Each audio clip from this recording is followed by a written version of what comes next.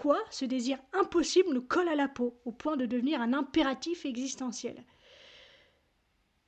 Selon mes réflexions du jour, on peut y trouver deux origines. Une d'ordre plutôt mythologique et l'autre développemental.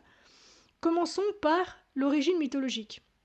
Et pour cela, nous devons remonter jusqu'à l'aube de l'humanité, puisque ce désir est inscrit dans notre inconscient collectif depuis les récits fondateurs de l'humanité, et il apparaît pour la première fois sous une forme parfaitement symbolique, le serpent de la Genèse.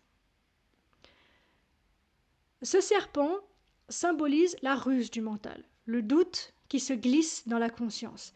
Il murmure à la part féminine de l'humain, à Ève, donc cette dimension réceptive, intuitive, ouverte de notre être. Si vous mangez de ce fruit, vos yeux s'ouvriront et vous serez comme Dieu, connaissant le bien et le mal. Le piège était magistral, absolument parfait.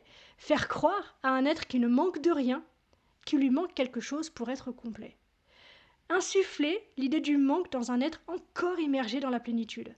Faire naître la pensée que je dois devenir autre chose que ce que je suis. Planter la graine du projet. Et surtout, faire désirer à l'humain ce qui ne lui appartient pas.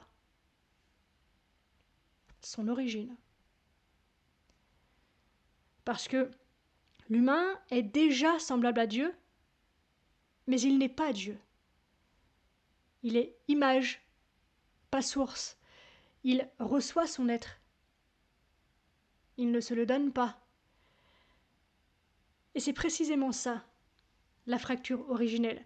L'humain ne manque de rien de tangible, ni d'amour, ni de savoir, ni de puissance. Il manque d'être à l'origine de lui-même. Ce n'est donc pas un vide psychologique, c'est une condition ontologique, une privation intime, ineffable, celle de ne pas être à la source de ce que l'on est. Depuis ce moment symbolique, le mental humain n'a cessé de rejouer la même ruse. Tu n'es pas assez.